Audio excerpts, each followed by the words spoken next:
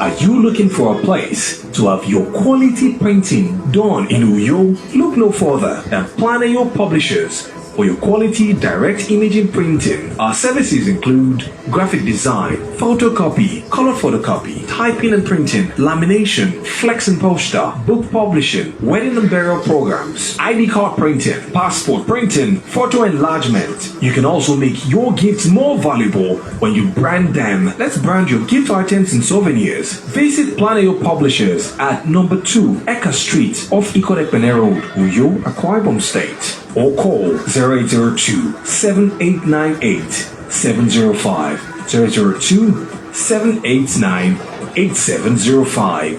Planeyo Publishers, publishing your dream works.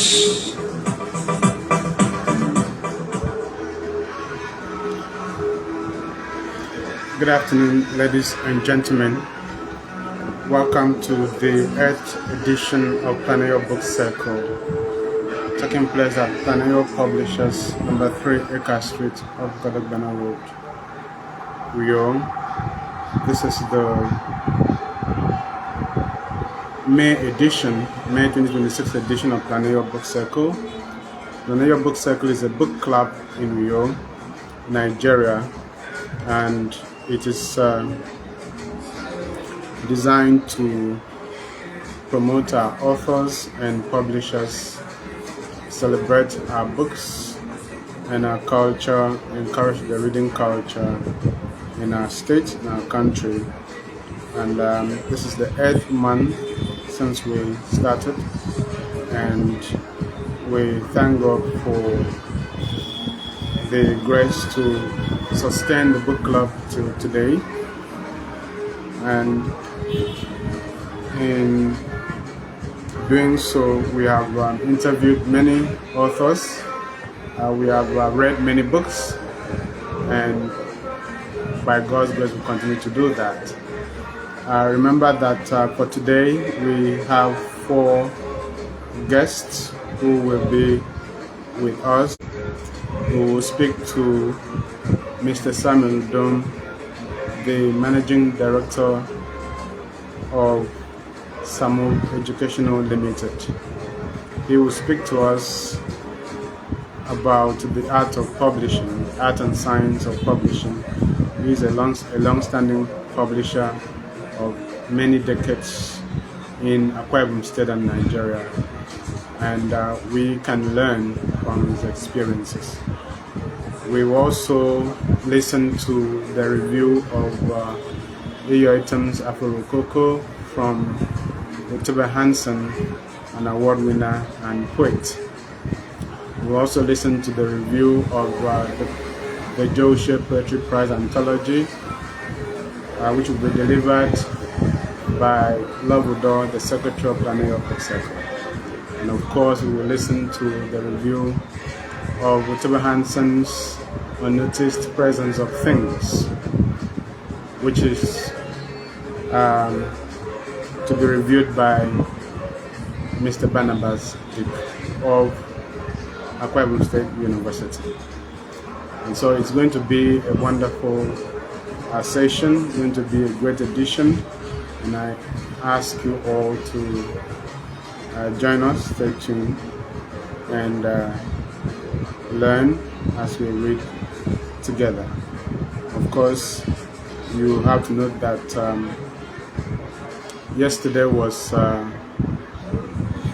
Labor Day, May Day, and I should have read some poems in order to mark the day, but it was quite hectic for me, and so I couldn't do that. And so we'll talk about Labor Day with the guest here, of course, because all of us are workers. And then I will start that by reading a poem from the collection The Groans of 279. I should have read that yesterday, but for time. And then after that, we'll go into our discussion with our guests. So the poem is entitled May Day for 279, and it is taken from the collection The Groans of 279. It is May Day for 279, the forgotten of the earth, those forced to eat the crumbs in the slums of inhumanity. It is May Day for 279, the wretched of the earth, workers who work without reward, waiting for heaven to come so God can give them rest. It is May Day for 279, while others march in glowing colors as elite workers at the stadium. The 279 are marched into depression by the oppression of those who fear no supplication. It is May Day for 279, they stay at home without holiday, for their rest restlessly. It is May Day for 279, they fast while others eat, they sorrow while others joy. It is May Day for 279, a Labor Day tragedy. So we continue to remember the 279 issue each time we have Workers' Day, and we'll continue to do this until the issue is finally resolved. And I want to say congratulations to all workers around the world, in Akwa Ibom State, in Nigeria, in Africa, and everywhere in the world for making the world what it is. Because without workers, we will not be here, the road will not be swept, people will not be healed at the hospital, books will not be published for readers to read. And so if you are a worker out there, you should know that you are contributing something to humanity, no matter how small you think your role might be. And so you should be proud, you should have dignity as a worker. And yes, we are going to move on now and take our first guest, who is already here in the house. But before then, we have to listen to a message from Planeyo Publishers. Of course, that will launch us into the interview. Thank you very much. Are you looking for a place to have your quality printing done in Uyo? Look no further than Planeyo Publishers. For your quality direct imaging printing, our services include graphic design, photocopy, color photocopy, typing and printing, lamination, flex and poster, book publishing, wedding and burial programs, ID card printing, passport printing, photo enlargement. You can also make your gifts more valuable when you brand them. Let's brand your gift items and souvenirs. Visit Planeyo Publishers at number 2 Eka Street off Ikodekpene Road, Uyo, Akwa Ibom State, or call 0802-7898-705, 002-789-8705.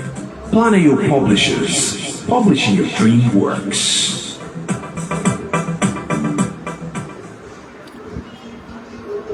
Thank you very much. Of course, compared to some of the Educational Limited, Planeyo Publishers is a child of yesterday.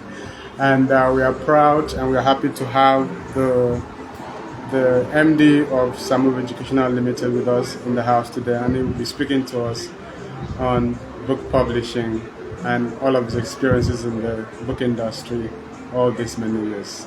And I'm happy to welcome to the program Mr. Samuel. Dr. Ayo, it's a pleasure. What did you say? That Planeyo is yeah, compared to Samu, Planeyo is a child of yesterday. Well, on behalf of my company, Samu Education, I really appreciate Dr. Ayo. We met when Dr. Ayo first caught his vision to write certain manuscripts, and he was asked to come and see me. That should be about 15 years ago or more. Around 2005. Yes. Around 2005. And I was really challenged to have seen a young man come up with so many write-ups. One of such write-ups is Past Echoes. Yeah. So honestly, today, that vision he had has come a long way, and we still believe that vision has a very long way to go. Yes. So, Yes. Eyo, I have to congratulate you. Thank you, sir. Thank you very much for taking me to this program. Yeah. I will speak very briefly on book publishing in Nigeria. Okay. Yes. Book publishing in Nigeria is still very in the infancy stage, although it started way back 1846. 1846. The missionaries came to Nigeria, and to be very specific, Reverend Hope Waddell of the Presbyterian Church, he came to Nigeria and was based in Calabar. He founded Hope Waddell Training Institution, and it was when they had the challenges of getting religious books and other books into Nigeria that he brought in the first printing press, which was established in Calabar at 1846. So it started when many people did not know what printing press was and what publishing was. And also, way back in Abeokuta, in Ogun State, they also had another printing press,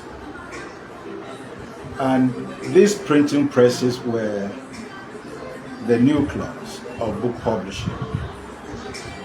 So when we want to talk about book publishing, it originates with an author who has an idea. In fact, the author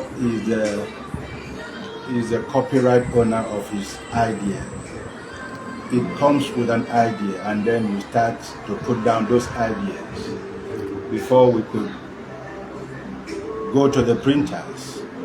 So the publisher is at the center of book publishing, because he does the work of bringing the author, bringing the printer, bringing other subheads of what book publishing is all about. He coordinates the book publishing profession. So we cannot talk about book publishing in Nigeria without mentioning those good old people that came with the idea of book publishing. So book publishing is still revolving, it's still improving. It started with real old ideas, but now with the advent of technology, more things are coming into book publishing, technology-wise. So now we can talk about online publishing. We can talk about printing press of this letterpress and offset printing. We can talk about printing with sophisticated machines today. In fact, a machine can give you everything from the pre-press to the post-press and to the finishing. So when you want to talk about book publishing, get the manuscript first out, go to the point of typesetting. After typesetting, you have to proofread. After proofreading, you can now go to the press. The press gets the item printed with paper, and then other areas are involved. So, having said that, we have the many kinds of publishing. There are many types of publishing today, and publishing print on demand, that is publishing on demand. If you want to publish, if you want to print, there are professionals that give you that. They produce according to your demand. They produce according to your standard. They produce using what you have in view, in mind. We have newspaper printing or newspaper publishing. There are the people that publish our daily newspapers. That one takes a different technology entirely. You have web machines that could get you through on that. Digital publishing, magazine publishing, journal publishing, they all go with the name of various publishers or publishing techniques. So we have dictionary publishing and actually book publishing. It's so vast. The area is vast. So when we get on all of this, the book that is finally published needs to be distributed, needs to be marketed. So you will need marketers, you will need canvassers, you will need freelancers who will take the published work out. Because without taking the published work out, you cannot really see people making use of what you have published. So these are some of the things that we can discuss when we want to really look into book publishing. Thank you very much. Yes, thank you so much. So I will take that as a kind of overview of publishing. We are going to get into the specifics, but then we have to get into your background a bit. You need to tell us your origin, where you're from, your childhood, and your education. And now you got to be where you are today. Thank you, Mr. Yo. My background, I started from a very humble background. I never thought I was going to enter into publishing. After my primary school, I went into the secondary school. I studied at Holy Family College. I also studied at St. Augustine's Secondary School, where I did my school set. As of 1976, when I had my school set, I went into the world. In those days, you were sure to get work immediately after your school set. So I was privileged to have about 2 employments after my school set. But I chose to go into teaching. So I taught from that time. I taught for 1 year. After that, I went into teacher training program. Because then you wouldn't even go far if you were not trained, if you're not a trained teacher. So I went in for a 1 year program, crash program, and I had my teacher's grade 2 certificate. After my teacher's grade 2 certificate, I went in to study administrative management from at the University of Calabar, where I did a 4-year program. I got my higher diploma. It was a professional program, a program that was coordinated by the University of Calabar there. So after my higher diploma program, I also did a program in logistics and supply chain, a postgraduate diploma program.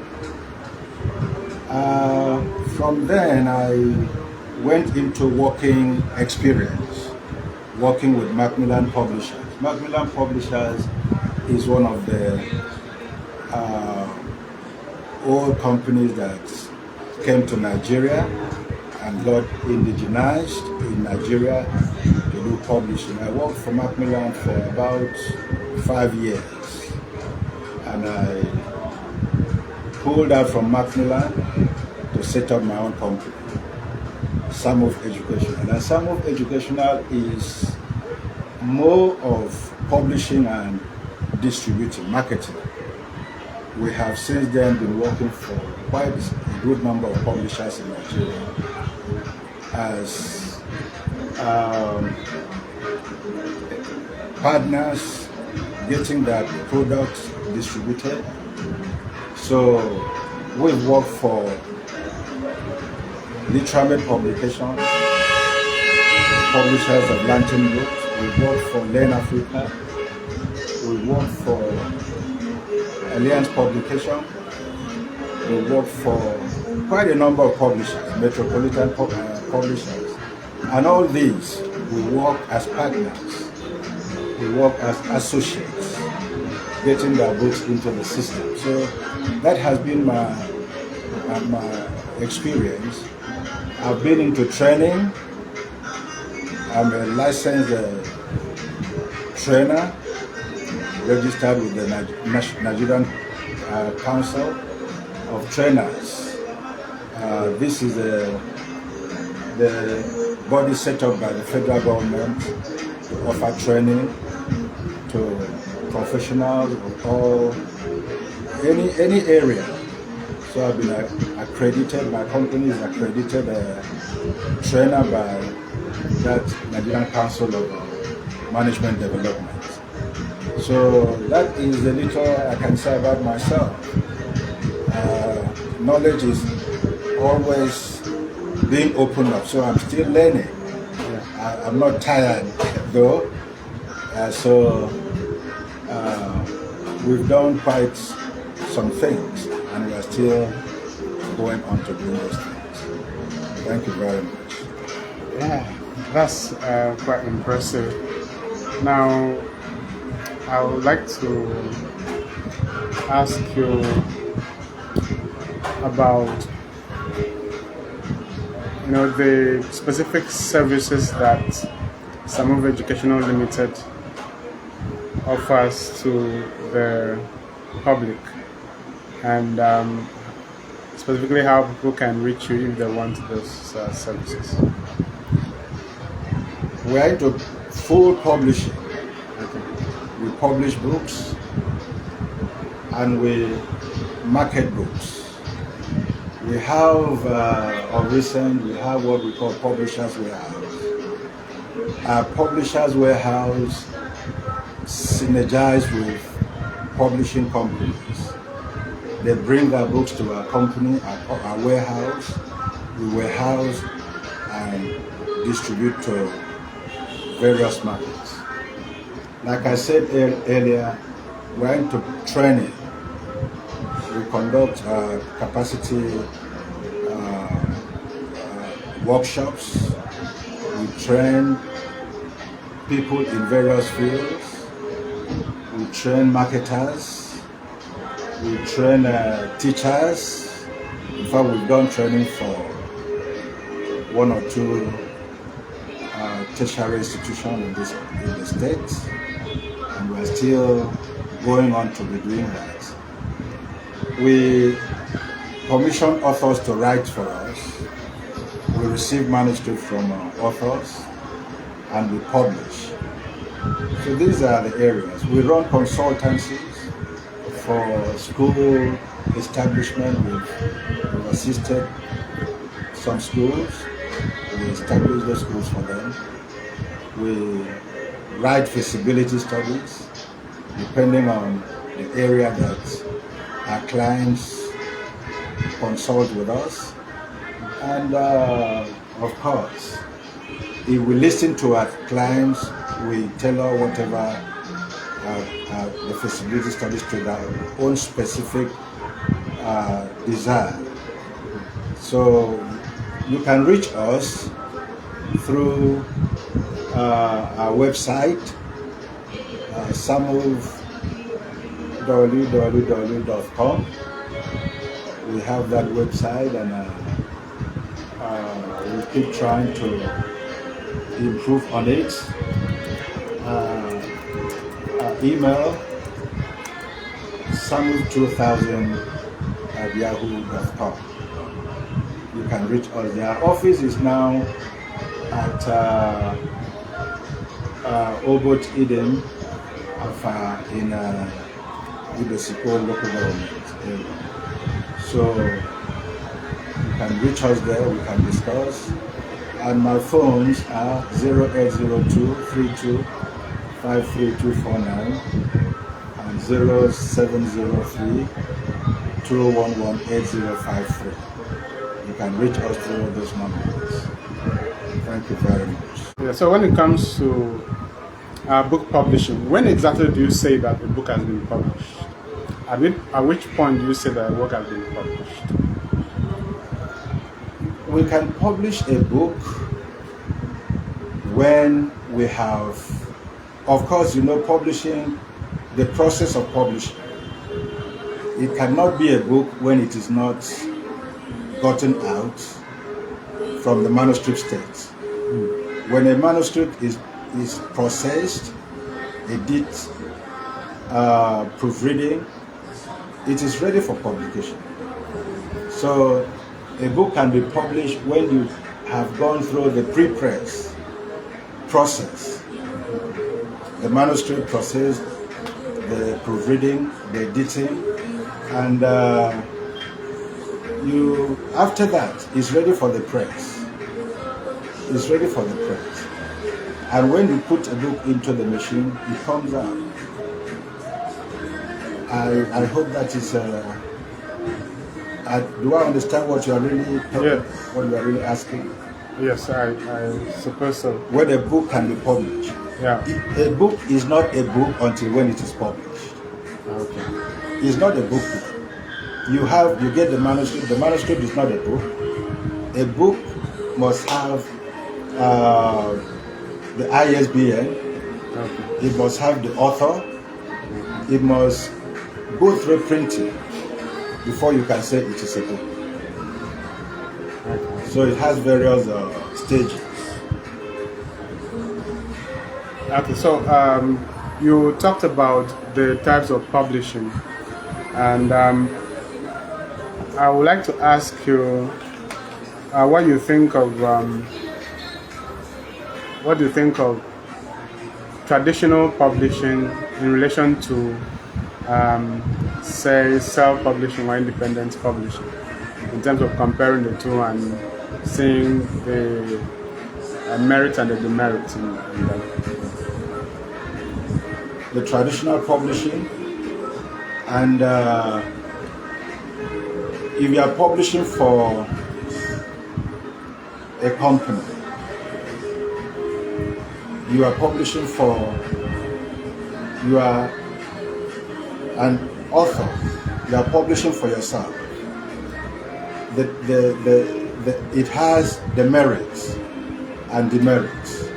For example, an author may not go too far in his publishing, but if he uses a corporate setup that does vast services, marketing, goes into book fairs and a lot of other things, book exhibition, a traditional publisher or a single author may not have the opportunity to go into all these areas.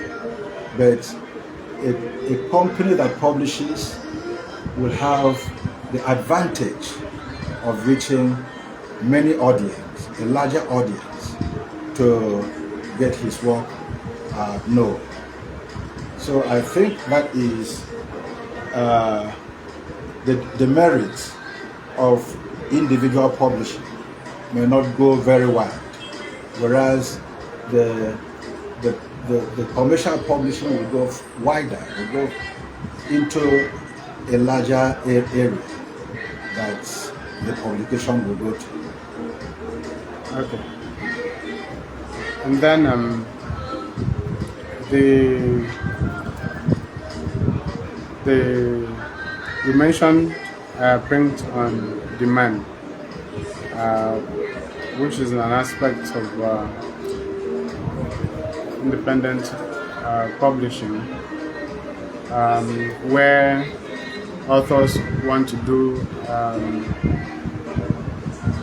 the publishing on their own, meet a publisher who has the setup for print on demand. Okay, and then the publisher has the manuscript and then prints based on the requirements of the audience or based on the needs of the author. Now, would you say that print on demand is a favorable type of publishing, considering the kind of readership we have today in our society, given that not many people get to read books when published, compared to traditional publishing, where you can just decide that, okay, we are going to have a run, and then we have a certain number of copies that will be printed, whether the market is there or not. So I'm just asking to see what you think, what your views are on print on demand, or just printing books and keeping them in the warehouse pending when they are needed for reading. And then, of course, the cost implications of this for those two types of publishing, or two forms of publishing. Well, print on demand will take off some load from the publisher, because the author will have to, or the client will have to foot the bill. So, and you are printing based on the quantity of what he wants, what he demands. So you have nothing at stake there. You have nothing at stake. And then the other aspects of printing to stock. If you print to stock in the warehouse, there are many things that you have to consider. The curriculum may change, the target audience may change, and if you do not sell it out on time, you may run into a great loss. So I think printing on demand should depend on if there is an already market for it, so that as you print, as you take delivery, you deliver to the consumer. The print on demand is of more advantage for the printing, the publishing, because it does not take any load on the investment. On the other hand, if you are printing to store or to go into marketing, you will have many things to fight with or fight against. Like you mentioned, we don't have a reading audience, and we have pirates to work against. You know, if you print to keep and you don't sell, pirates may set in, and if they set in, you will be struggling to sell with them. So it's of more advantage if you can get your market already there for you to print. Thank you very much. Yeah, so if we define traditional publishing as the act of acquiring manuscripts from authors, so that the publisher has more control over the manuscript, sometimes the author is paid in advance, and then upon publication, the author is paid royalty on the work, compared to when authors take control of their work and publish, market. I want to look at the two from those perspectives and tell us about the advantages and the disadvantages. From my experience, authors who publish or print their books find it difficult to market these books because authors are drawn from all spectrum of life. An author who may be a medical doctor will be busy in his medical practice. An author who is a lawyer will be busy with his law practice. And at the same time, he's an author, he's a writer. So he may not have all the time to take his books out for distribution. So he has what I would call a limitation of being able to take it out.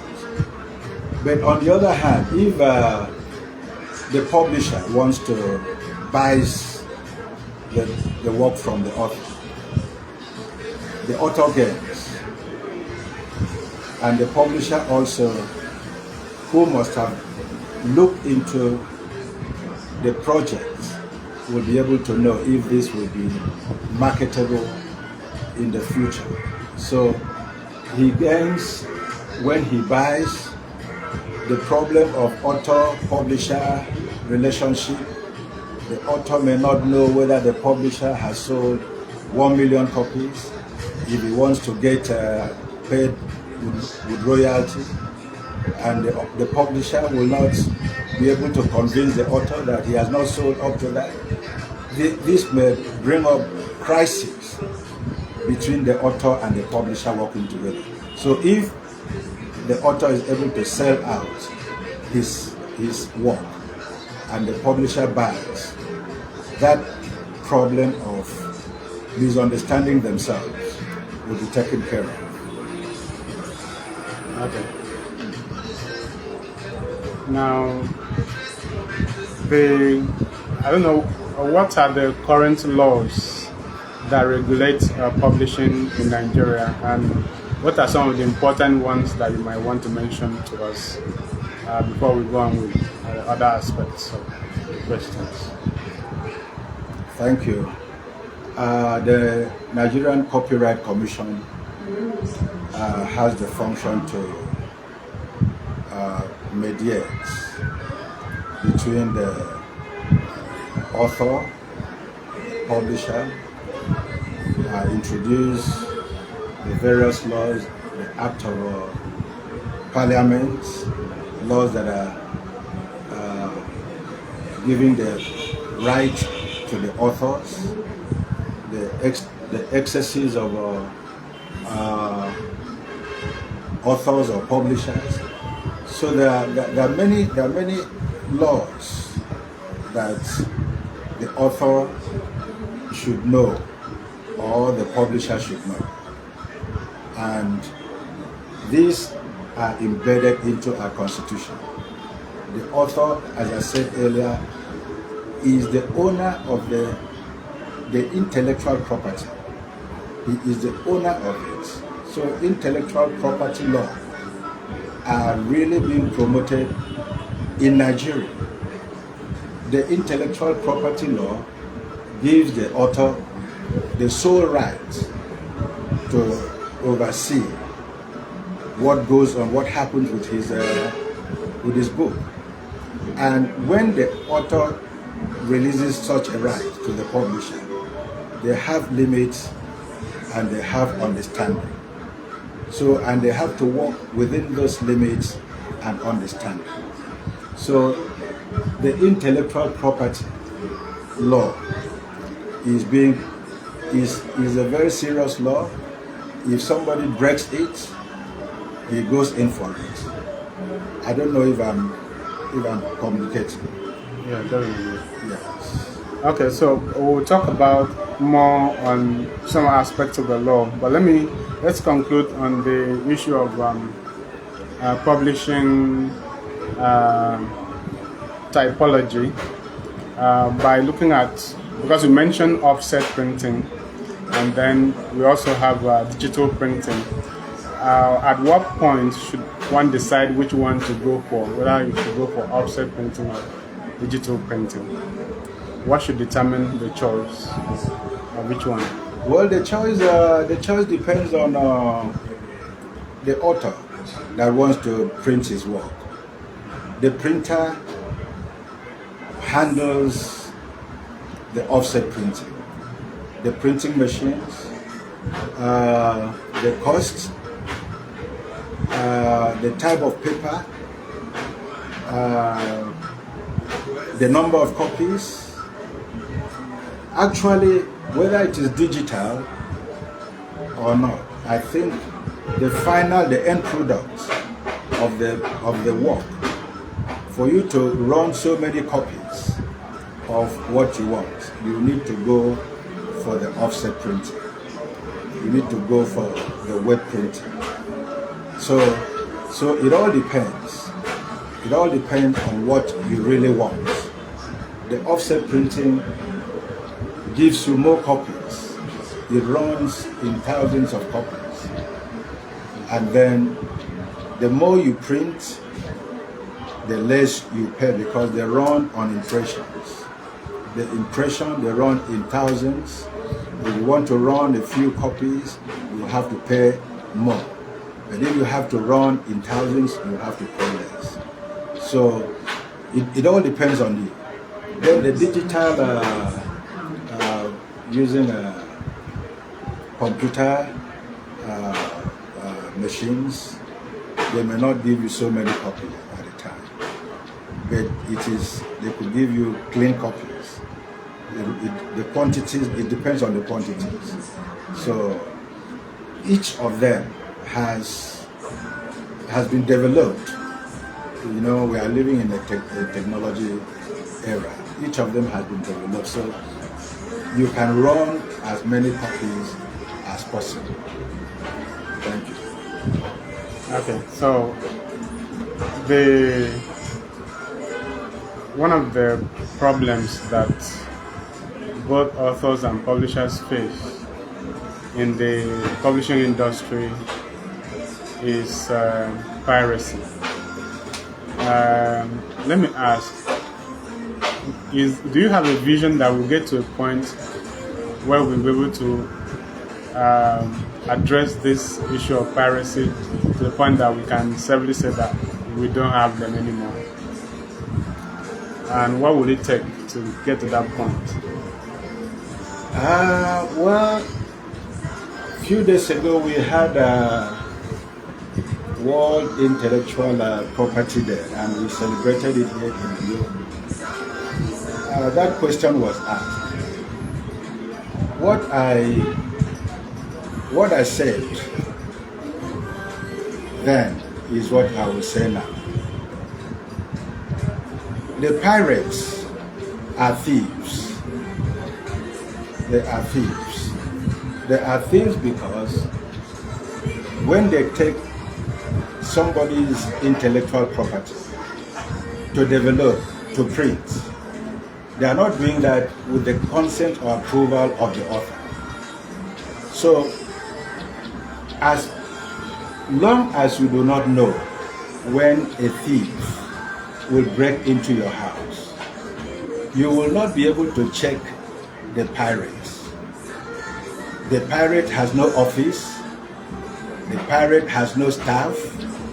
The pirate has no obligation, so that you will be able to trace him. So he comes in, he takes out, and he sells. He uses freelance agents to sell those stolen property, those stolen work. So we will not be able to get to a point where we can check the activities of piracy. based on the fact that corruption is always thriving. Unless we'll be able to get to a point where we will know that people should respect themselves, not to steal into people's property. Unless we get to that point where people will know, no, it will say, no, it is wrong for me to take this work that I never had the right to work on it. As long as people want money, quick money, cheap money, I think we will not get to that point. And more so, we are living in a society where anything goes. You just asked me, not quite long ago, the laws, the acts, the things that would make people to the author and the publisher. You just asked. And I would like to say here that if our legislative side of governance, the courts, those that push the law, those that make sure that if you commit a crime, it is given to you based on the legislation. If we do not get to that point, anybody goes away with anything he does. Our society, we do anything we like, we go away with it. If we still continue this way, we will not be able to change. But not until the machinery of government that is set is able to give judgment to pirates, there will be no point of somebody being afraid touching a work that is not his own. I don't know if you get what I'm trying to say. The point is this: our government should be able to push hard on people who pirate. Get one person, give him what he requires. Others will see that act and will run away from it.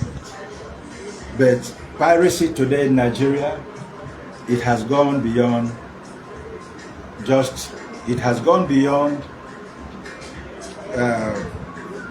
people who have no idea. It's being sophisticated now.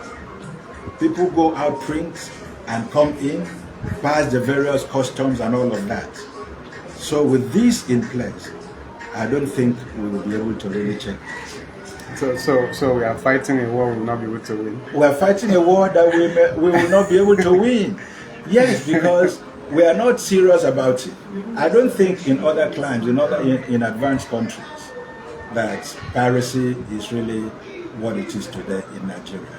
Maybe with development and when we put machineries in place and we want to see it work, maybe we'll get there. But for now, it's very difficult. It's very difficult. A situation that the economy, piracy is so complex. Parents want to buy cheap books. And so when a publisher or an author who has put in so much wants to sell his work in order to recoup, parents are looking for that other material that somebody did not put in so much, and when they see that, they go to buy. So it's a complex, very complex system. A situation, you want to sell your book for 1 naira, and another person wants to sell it for 50 kobo. The poverty-stricken society, they will go for that of 50 kobo. So that is the challenge. That is the challenge. Yes, from what you've said, it appears to me that the issue of piracy is a lingering one because it is highly structured and it is one that has a wide network. of individuals that perhaps are not only invisible but powerfully so. Because you said that they could print books outside of the country and bring the books in and go through customs without proper checks, and the books get into the market. You know, I'm someone who I really believe that if government wants to end a thing or deal with a thing, there will always be the right framework to put in place in order to do that.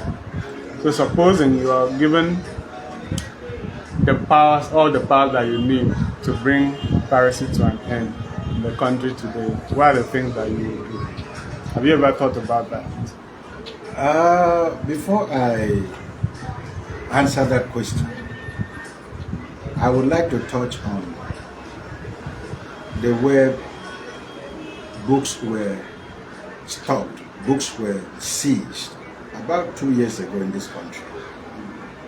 Can you imagine that pirated books were brought into One seaport in containers, about 3, 4, 5 containers? How were they cleared?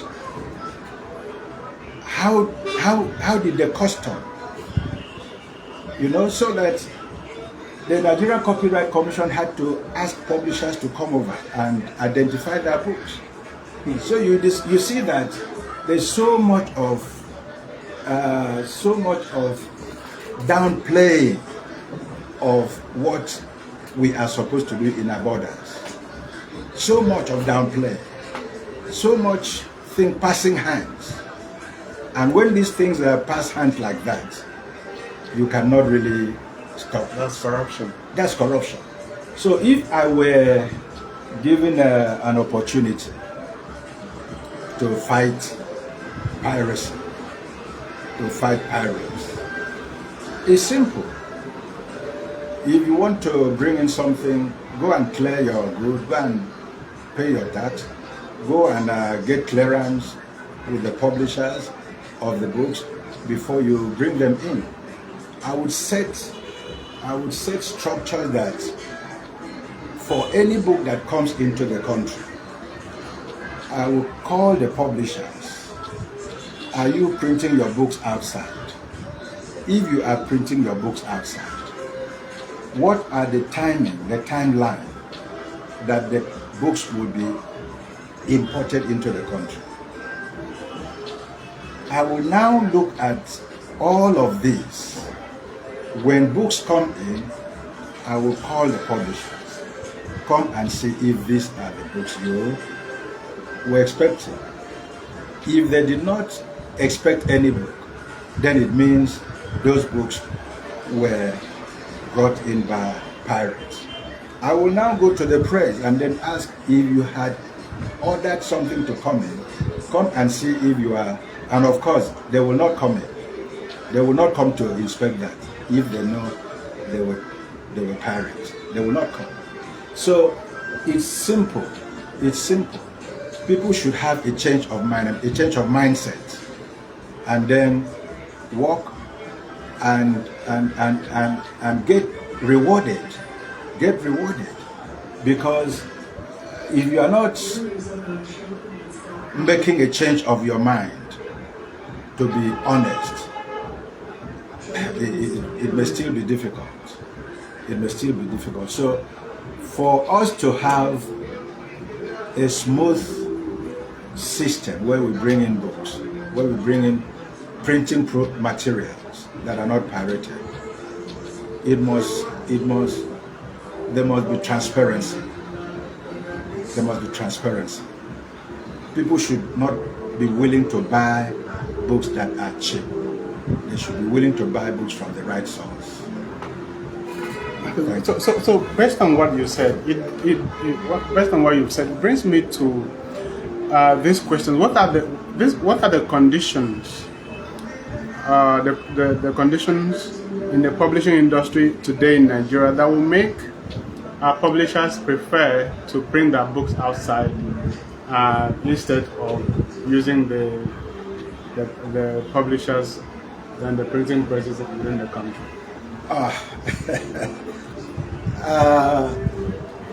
The sooner we get energy in place, I don't think any publisher would want to go out.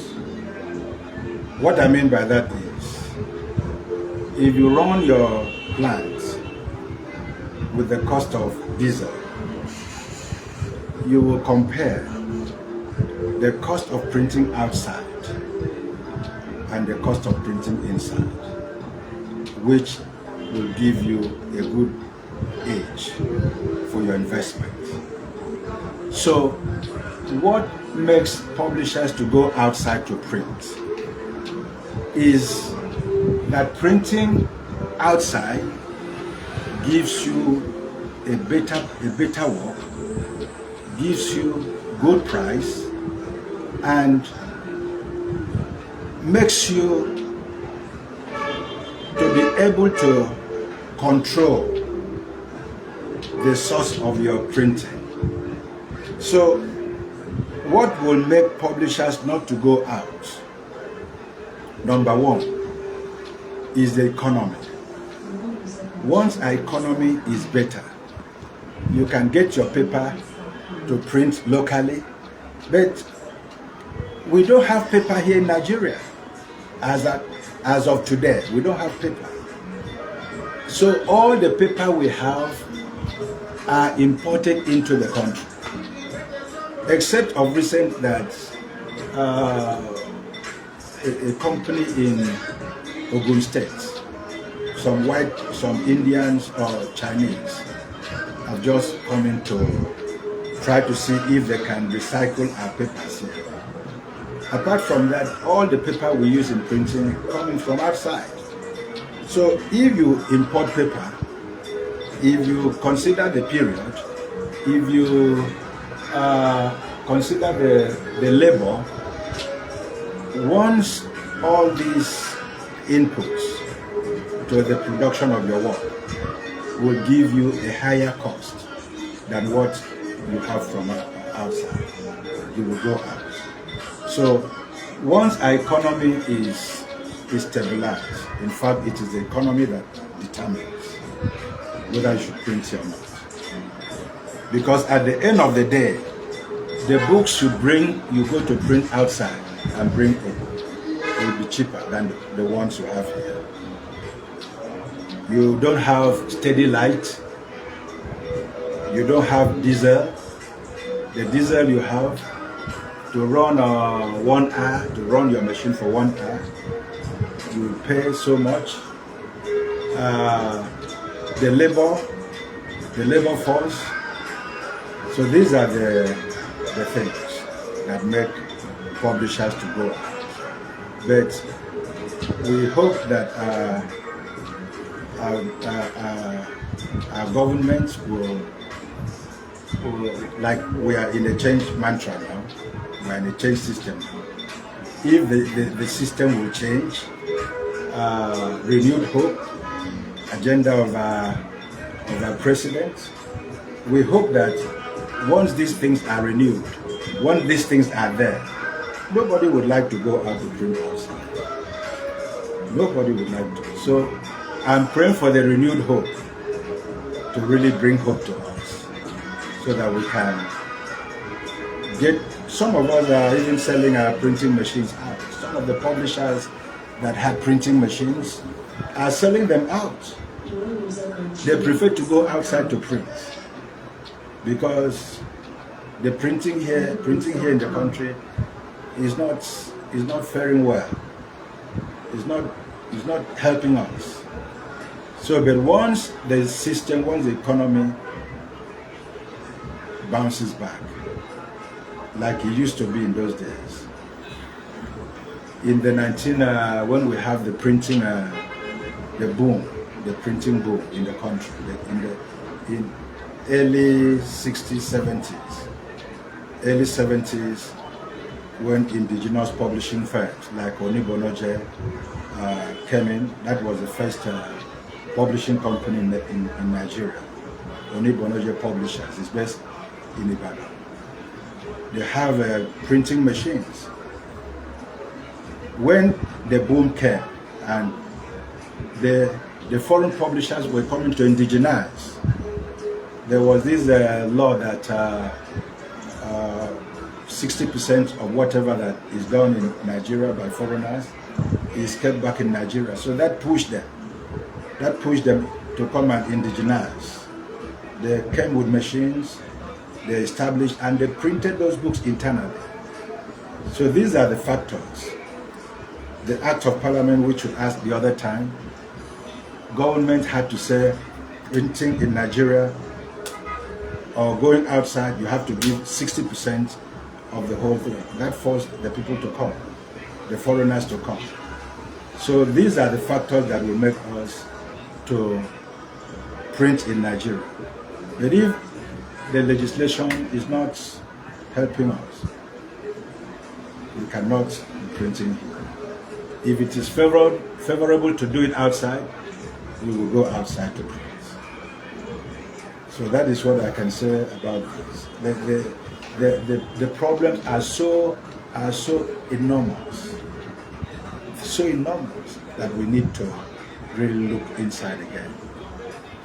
Yeah, so is there like a forum where publishers come together to discuss these issues and then maybe pressure the government and the relevant agencies to see how to bring succor to them, whether in Akwa Ibom State or in Nigeria?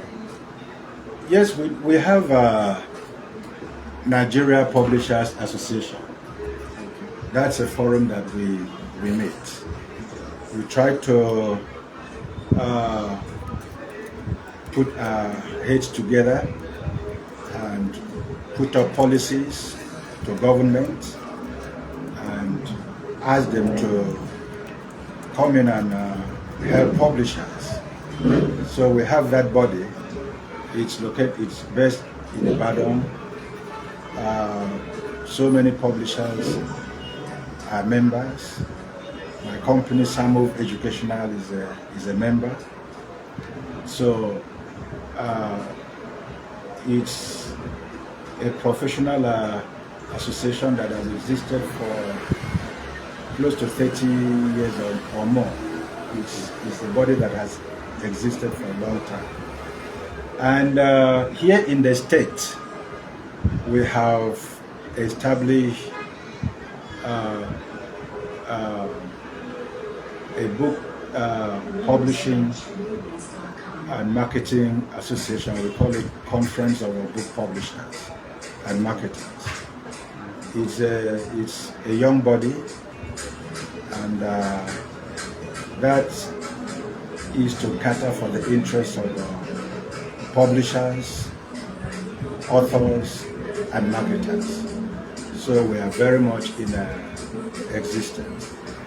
The Nigeria Publisher Association of recent has been asking the federal government to make sure that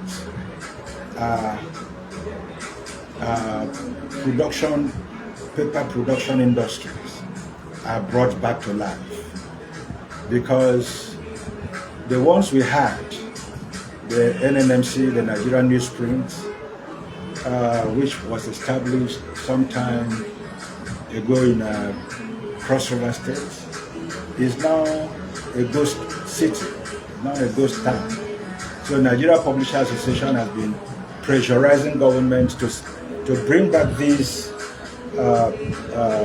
industries for paper production, and then that will make our publishing to be a bit more sensible in the country. Okay, so let's get back to SAMU Educational Limited. What are some of the titles that you published that you was really proud of? How many titles altogether? I know they should be uncountable. But of all of that, which ones do you remember that you are so proud of? Well, the one you wrote for us, and incidentally, we have Past Echoes, which is your book. Yes. It's a nice book. And, Thank you. Yes. We are still trying to get it better. It's a school book, it's a novel. Incidentally, like we said earlier, students are not reading. So Past Echo is one of book that we published when we started publishing. And of course, there's this other book which you are also an author. Alien Citizens. Alien Citizen is a beautiful one. Thank you, sir. Alien Citizen is a beautiful one. We have published for so many other authors. We have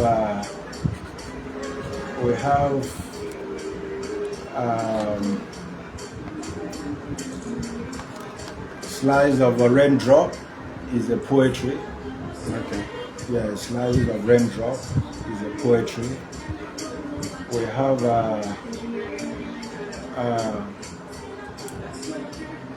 have published school books, like we have published a book for the nursery. Okay. Nursery title. We have My First Drawn Color.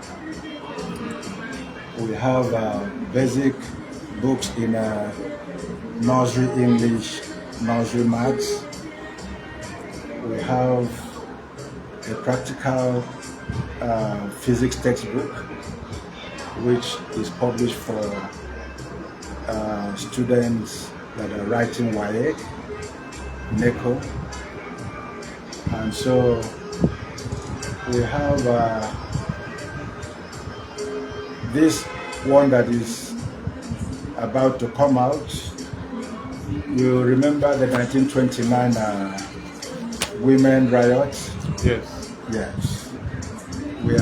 That one should be out by the next 2 weeks. Okay. That book analyzes, tries to debunk the narrative that that riot was a bad riot, as it is popularly known. Okay. That women riot of Aba is not Aba. It took place in a very land. Yes. Here in Ecuador. So we are getting that book out. It's a play. It's a play. It should be out the next 2-3 weeks or so. And then we have about 20-30 different titles. So some of them, I should say, are in difficult areas of publishing, but we are managing to get them really out. What I mean by difficult areas, people don't want to read. Yes. They don't want to read, and even more especially when exam malpractice is all over. People don't want to read again. So if you don't have an interest to read novels, to read books, you will not go for those books. That's what I mean by difficult areas. But books that are published in areas that people have interest in. So, but be that as it may, every book must be promoted and read. Every book is having one or two things to give to the society. So thank you. Yeah, so how about you've been in the publishing business for many years, When I by the time I met you, if I calculate, it's over 20 years now. But before then, we were there for a very long time, and you must have seen challenges, which you might want, some of which you must have overcome, some of which you are still grappling with.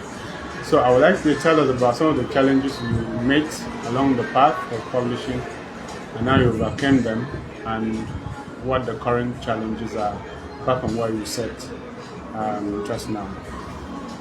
Well,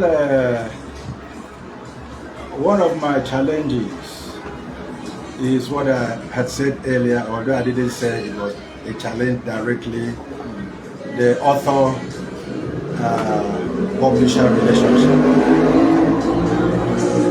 I have some very good authors, and I have some very good complex authors.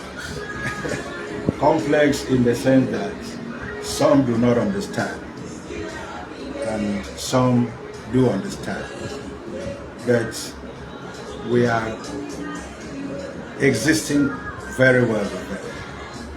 That is what I think we have overcome that, although one or two issues may crop up.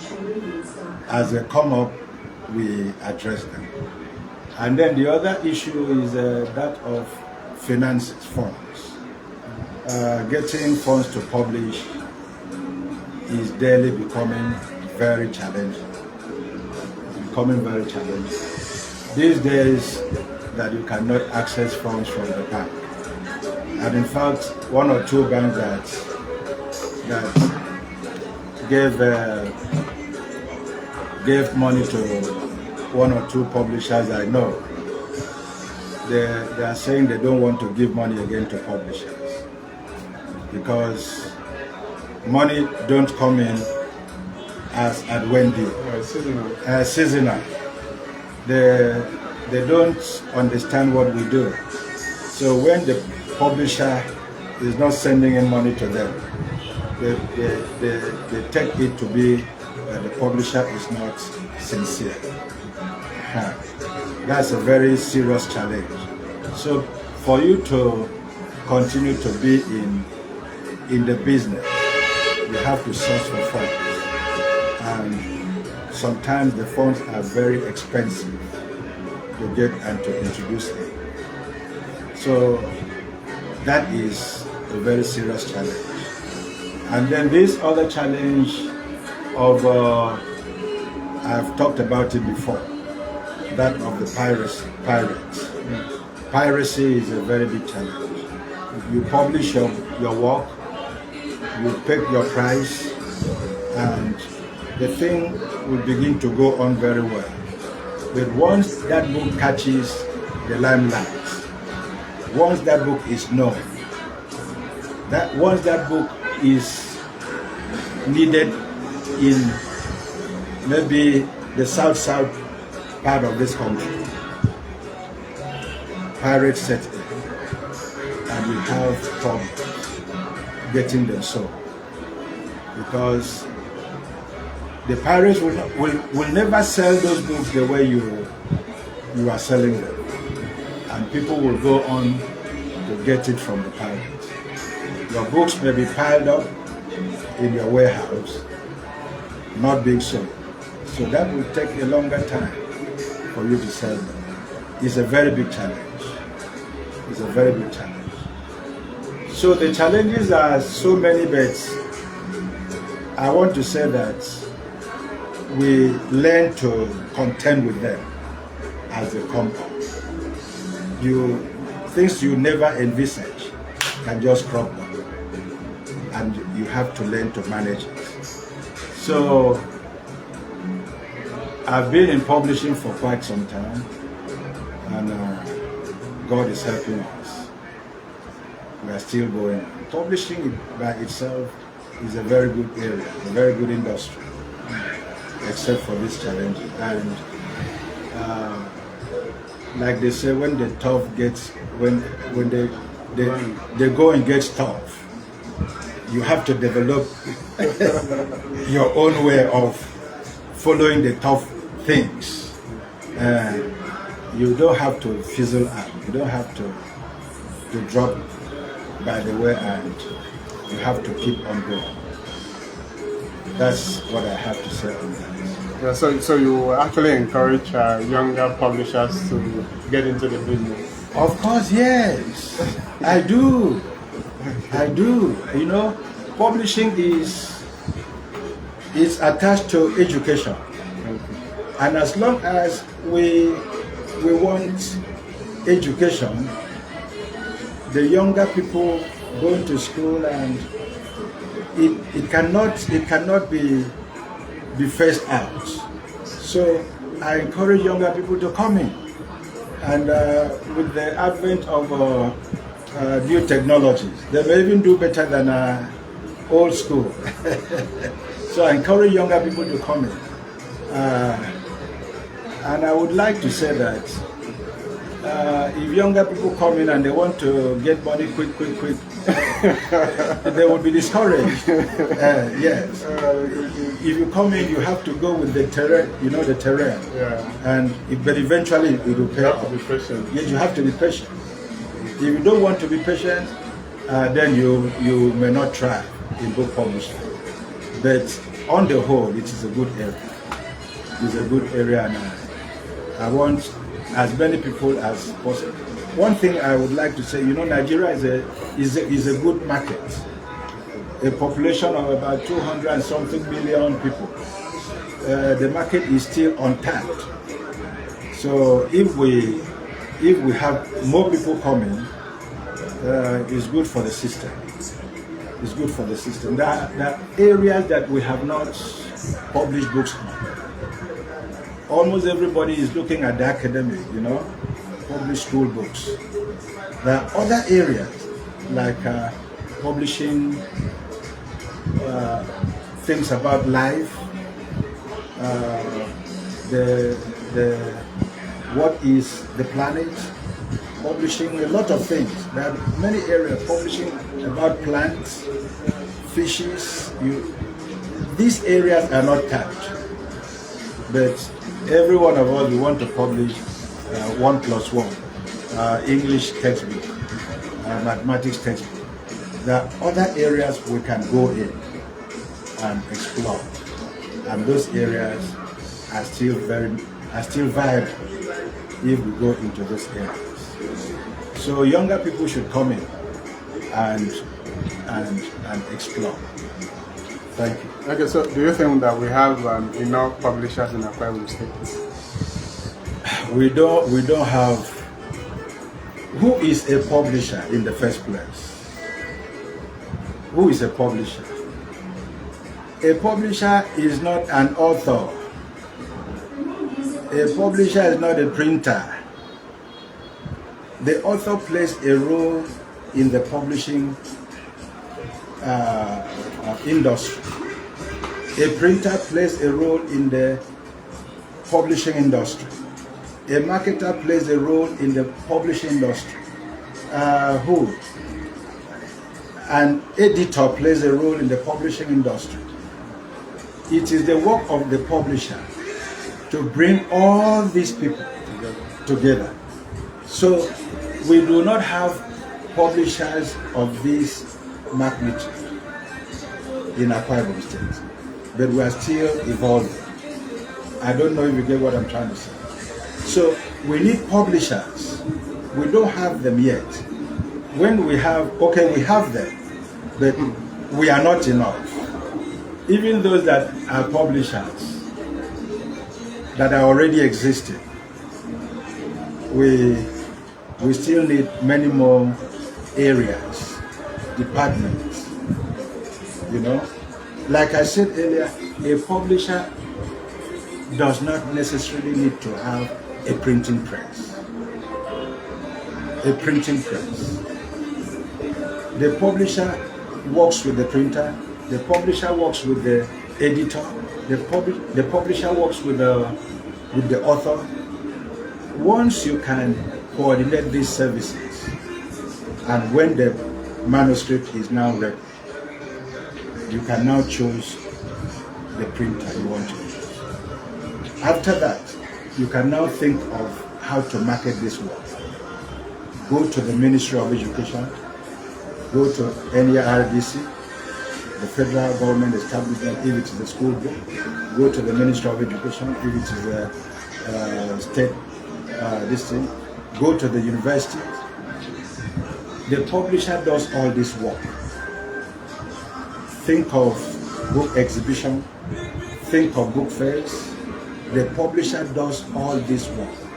If you can recall when I said earlier that the author cannot do all of this. Because if the author is a medical doctor, his first vocation is in practicing medicine.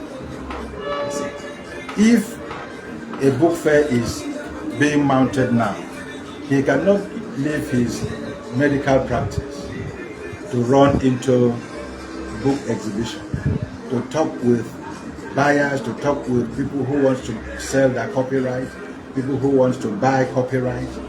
He cannot do that. So it is the work of the publisher that will do all of this. So we need more publishers to come on board. Okay, so I would like to talk to you about mentorship of maybe those who are interested in going to publishing. Do you have a program, or are you envisaging a program to mentor maybe young people who have talent to go into publishing? Given your years of experience and the fact that they can learn from you, so as to succeed, and then to have what we might call continuity. Okay. Well, my company receives students from the universities, especially students who are in communication arts. They do a program in publishing. So the university send them to us to do what you are talking. So we try to let them know certain things they are taught in the classroom, how to get those things done in a practical way. We let them see the physical way of editing, how the machines work, typesetting, how we get the books on. We get them to know the stages of publishing, other than that which they have in the classroom. At the end of the day, the knowledge they acquire from us, added to that which they have in the classroom, that makes them better. A few days ago, some students asked me this question. Mentoring them, letting them know how they could start, how they could end, is what we have been doing. Online marketing, one of them asked us what online marketing is, how will they get paid for that if they set their book online, how they can market online. We try to let them know that online marketing, which is the in thing, not only as it relates to books, it relates to other products. You get paid as you sell. You get yourself on a platform, and that platform will monitor your own products, what you are putting there for the public to buy. And if anybody is interested, he will have to follow step-by-step process until when that material is bought on the online and read online. Your money can come into your account It all depends on how what you agree with the provider of that service. So making sure that you mentor those who want to come into the business, it's a thing that is always done and a thing that must always be done, so that there will be no gap. When most of us are no more able to do it, there should be people who must learn from you and carry on from there. So those mentees, they must be interested, of course. If they're not interested, you cannot pass the information to somebody who's not interested. They must be interested, they come to you, ask questions, and you put them on. The companies that started way back, some of them are not functioning today because there were no such persons that were understudying what those other people were doing. And it's a very big challenge. We need to have people who come in to learn, to get the knowledge. So that is what I think we should encourage young people to do. So did you have mentorship yourself in publishing and in life journalism? You were there? Yes, I did. When I was a teacher, I'm still teaching now, I had the push to attach myself while teaching to a publishing company, a printing company. I went in and because when I was interested, I developed interest. When some of the books I was using with my students, I realized they were being printed outside of this country. And I developed interest. So I attached myself to a book printing company. I went in, met the managing director of that company. He told me, okay, if you're interested, be coming when you have time. So after my teaching in Hobodle was my last place of teaching, Hobodle Training Institution. After my teaching, I would go in, look at what were being done, ask questions, saw the printers, how they were using tablets. In those days, we did not use a computer to typeset. They were using some printing tabs, You will put the blocks together, use the letters, the alphabets, put them together, block them, and then take them to the machine. Those days, that was one of the things you needed to learn. You needed to learn those things. And I used to go and sit down and see what they were doing. When they would compose whatever they wanted to print, they would compose them, put them in the alphabets, A, B, C, D, and all of that, and form letters, form the blocks, and after that, take them to the machine. In those days, that process was called letterpress system. From that letterpress, we now graduated to offset printing.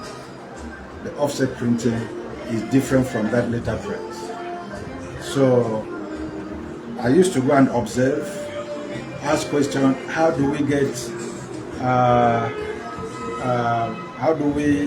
get the cost? Costing is one other way to know how to publish or how to print a book.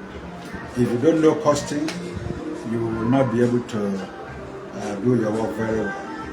But if you know how to cost a book, that is going to give you an advantage. Costing, and then the paper, A1 paper, A2, A3. These are things that are built into the publishing system. What type of paper are you going to use to print this book? Is it what grammage? All of that you need to learn, and you need to teach those people that are coming to learn. So it's very necessary, it's very important that all these things should be given to the apprentice. Thank you very much. You didn't mention the mentors. The mentors. Specifically. You mentioned your mentors specifically. My mentors? Okay. I don't know if you have ever heard of Wilson Press Limited. Wilson Press Limited in Calabar. Planeyo Publishers. Those good old names. Center Press. Those were my mentors. Pico Press and Books. I didn't have one mentor because I was not settling with them. In fact, some of them were looking for my services. So when I went to them, I gave them my services, and they also gave to me their services. So, but the one that gave me a very wide experience is that of Macmillan Publishers. Macmillan Publishers exposed me, opened me up to what publishing is really about.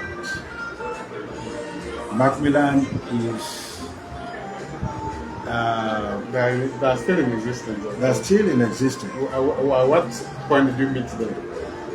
I met them after I worked for myself for about 6-7 years. About 6 years. I met them when they were looking for somebody to work for them in the South zone of this country. In fact, when Akwa Ibom State was created from the old Cross River states, they were looking for a representative to work for them in Akwa Ibom, Cross River, River states. So I was invited for an interview. This time I went in as a staff. I didn't go in as a mentee, you know. I didn't go in to be taught by them, but they gave me so much of skills. They gave me so much of skills, and the skills gave me a lot of edge over my friends who never entered into that system. So by 1988, I was employed by Macmillan Publishers, and by that time they had their office at Ibadan and Lagos. The main office was in UK, Basingstoke in UK, so I had to work for them. My area of coverage was the South, so that gave me a lot of opening into what publishing is all about. And now I would like to ask you about the principles that guide your publishing business, some of the ethical questions and issues that you have surmounted that you would like to share with the audience just because of your principles. One of such principles is you must be very honest and sincere. You must be very honest. Most friends of mine we entered into publishing. Most of them are no more in publishing because of insincerity. they were thrown out. So in my own case, by the time I left Macmillan Publishers, Macmillan still owned me. I didn't leave the system, owned them. So one must be honest. You must not take what is not your own. You must be contented with what is your own. Then another principle is the principle of hard work. You must work very hard. If you are into publishing, you must work extremely hard. I remember when I was a young man, I never used to stay home because of my work. I'll be moving from one state to the other, sleeping out of your own base, meeting stakeholders in education industry, meeting commissioners, meeting state governors, meeting politicians, publishing for them, soliciting for manuscripts to be published by your company, and all of that. So working extremely hard as a publisher is a principle one cannot you cannot overlook. In fact, areas that you never expected, you will be exposed to that area, and you must stand to see what you will gain from it, and definitely you will gain something from it. So you must be honest, you must be sincere, you must be contented, you must work hard, and another principle is, well, of course, if you are not healthy, you must check your health. It has to do with your work. If you are not checking your health condition, you will not even be able to do that work. So while you are working, you must ensure that you are healthy to do that work. If you are not healthy, you cannot do that work. So there are many other principles. The ethics of the profession. You don't run down your colleague in a way that will make your colleague to be suspicious of your person. You don't run down your colleague. There are so many good ethics in the profession. For example, if you go to a place to do business and your colleague is there, the simplest thing is anybody should think of is how to outrun your competitor. But it's not always like that. It's not always like that. A lot of businesses I used to do was because my customers trusted me. And when they saw that I was trustworthy, they were now willing to call me back for one or two other jobs. But there were other people that went to tell lies. Lying is very easy to tell lies. Oh, that book is no more there. Whereas the book is still there.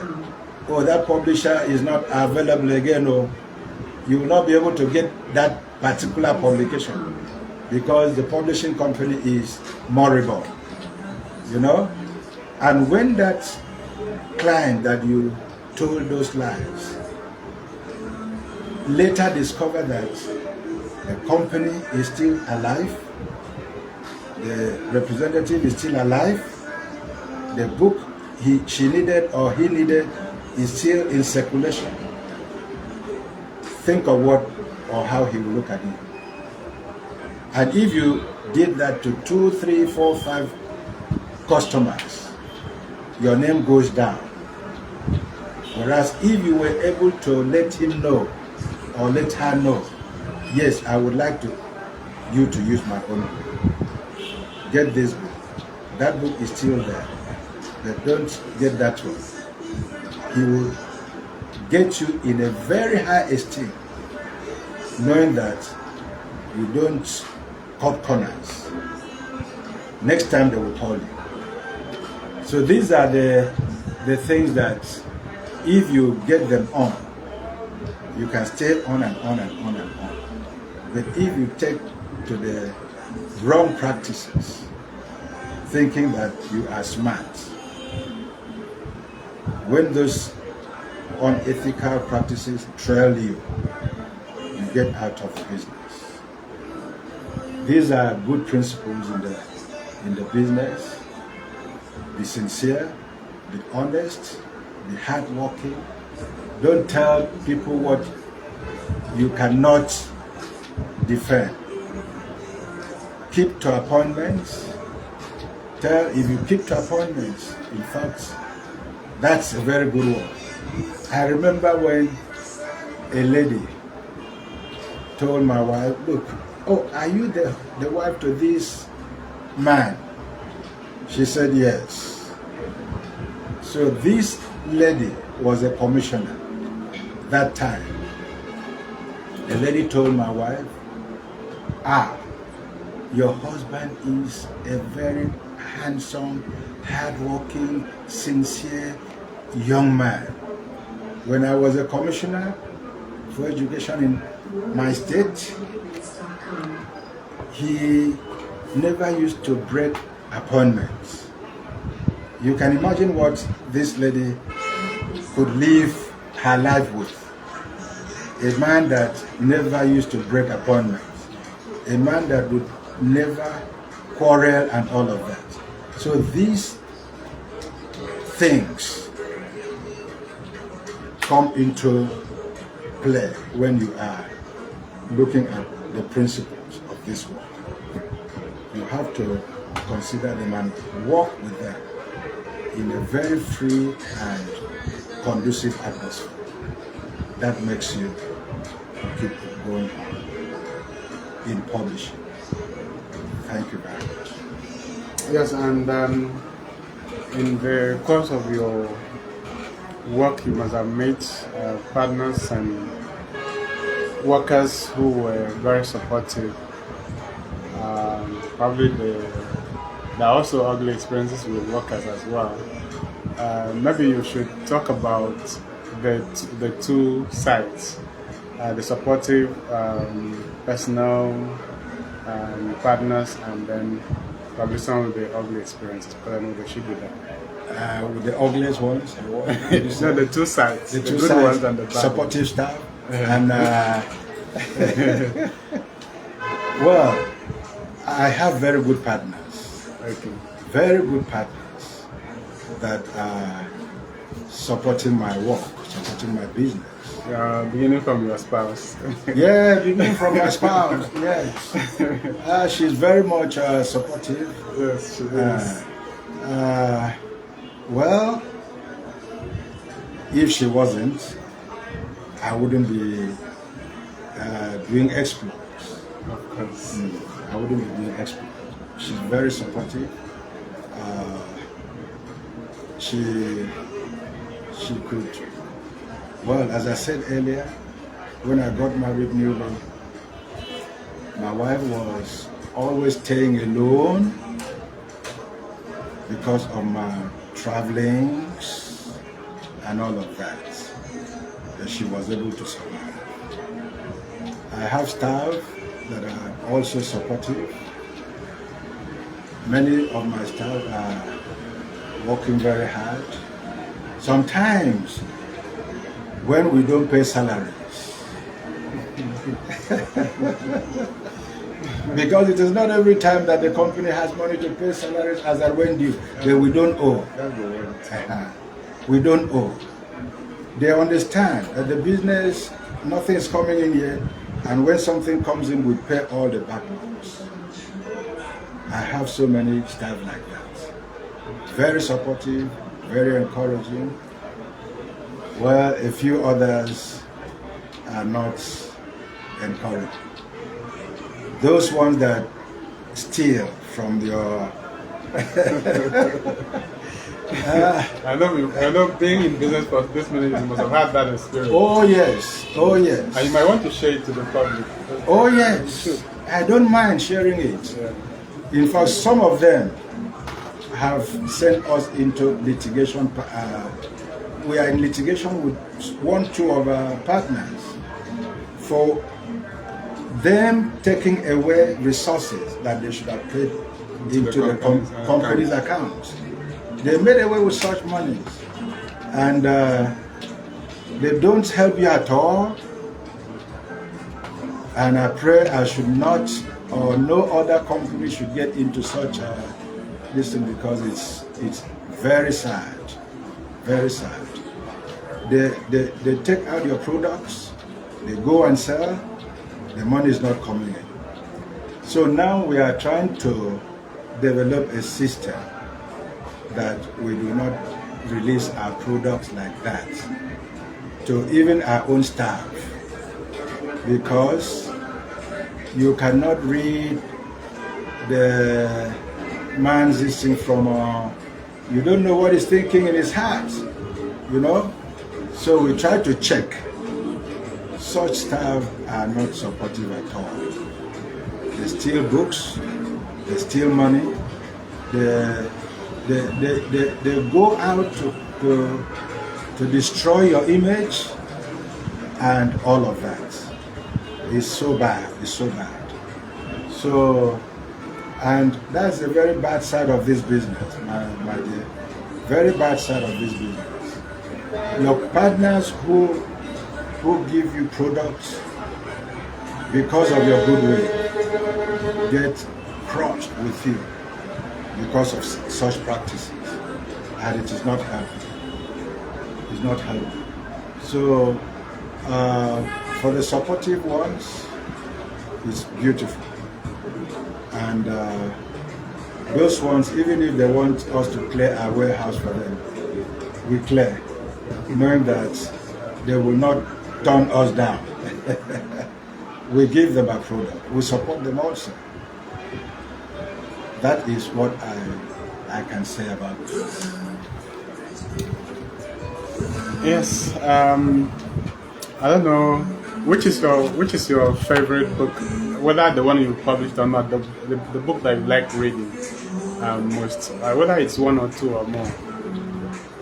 Well, I have read so many books, and I still will continue to be reading them, because in order to decide whether to publish a particular work or not, you have to read and see what is there. Well, I read a lot of religious books, although we do not publish religious books. For now, This Is Our Chance, which is a book that was written by, I think, yes. This Is Our Chance, no. Henshaw. James N. Henshaw. And he has written Enough Is Enough, This Is Our Chance. I read those books and they were very interesting. I read another one, The Passport of Malampilia. It's an old book, no doubt. I don't think it's still in circulation now. And then a lot of other books. For the one we have, we are publishers. There's this book, Shirley Jackson and the gang. Shirley Jackson, a beautiful storyline, and well, Shirley was a young man, a young graduate that came out with all hopes, with all expectations. Unfortunately, he never came out the way he thought. He went in for an interview. After the interview, he never knew that he was not going to be employed. They were invited back to come and get back the appointment papers, letters, So Charlie told his mother, "Mom, get ready, you are going to cook a good pot of soup today when I come back. Because I'm going to get my appointment, and in that appointment, they were to be given something to start with." So when Charlie got to the place, Charlie never had the luck to be given that appointment. So he was turned down.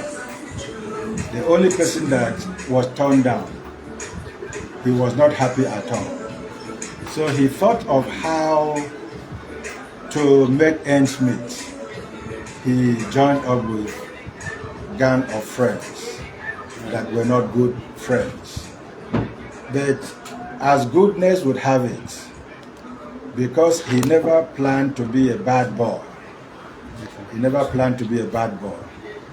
When they began to plan on how to go robbing, Charlie was not comfortable at all. Yeah. So he had to leak. He had to report that to the police. incident to the police. And when they actually went to rob, they were arrested. And when Charlie was arrested, the good thing was that Charlie had told the police about the incident, about the incident of that robbery. So it was the police that now exonerated Charlie.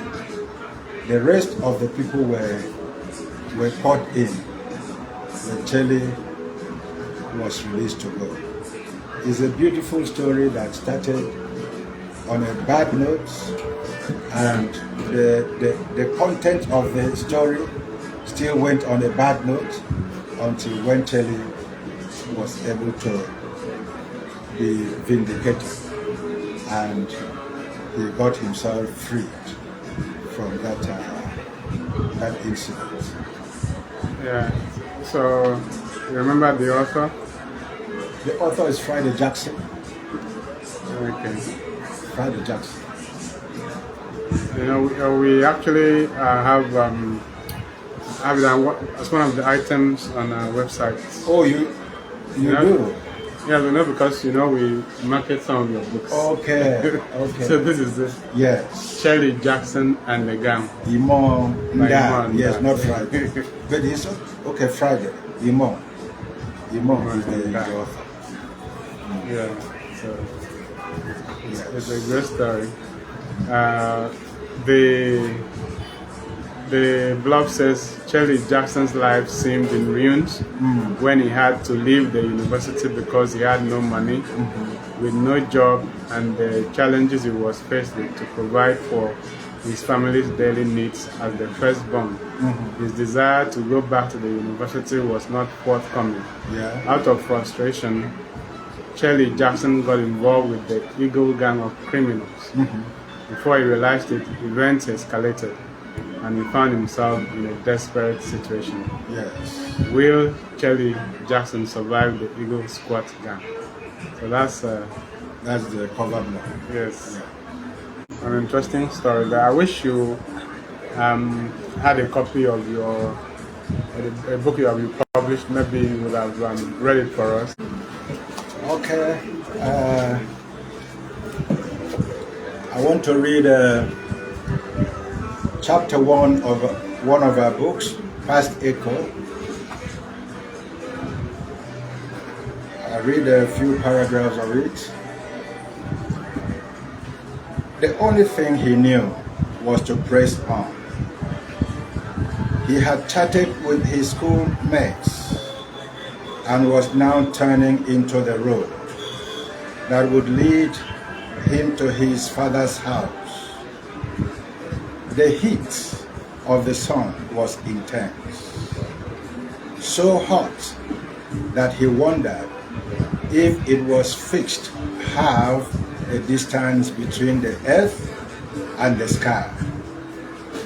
It seemed that the big white wall would melt in a moment.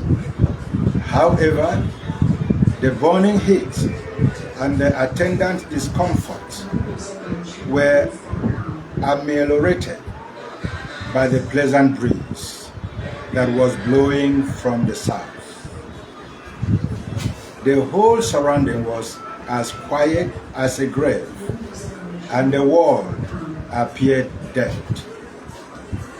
No sound was heard except for the birds in a nearby bush, chirping endlessly. Unlike every other day, today was a very happy one. No one had confronted him at school. He had got all his sums correct. And above all, no teacher had given a single stroke of the cane. He smiled to himself. He was dead to the world. He did not realize that he was walking alone, as his thoughts kept him company. Suddenly, his mind carried him home. What did he eat today? To school. What? He remembered the meal. Vegetable soup with fufu as his complement. He quickened his steps at his thoughts, and later began to strut. And on he went. Then a usual school time crept into his head, and he began to hum. Nam Swana Nyamufa Nkenya. Atangi Koriswe Ketaisi. Okay.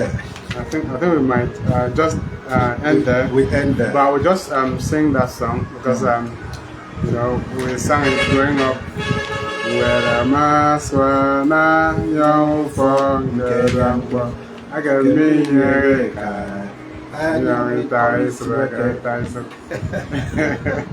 Those are the good old days.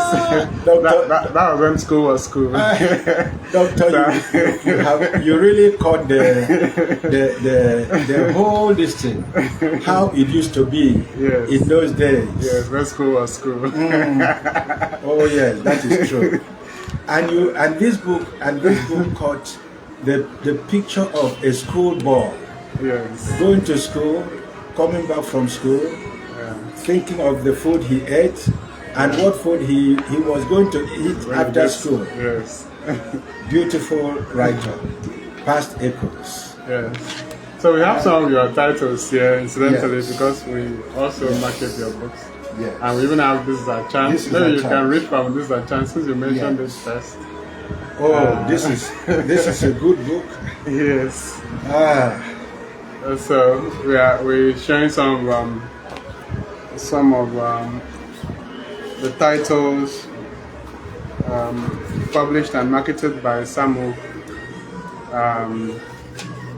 to the audience. So you can read This Is Our Chance. Okay. This Is Our Chance is a play. How I wish we can put up this play. It can be done. It can be done. Okay.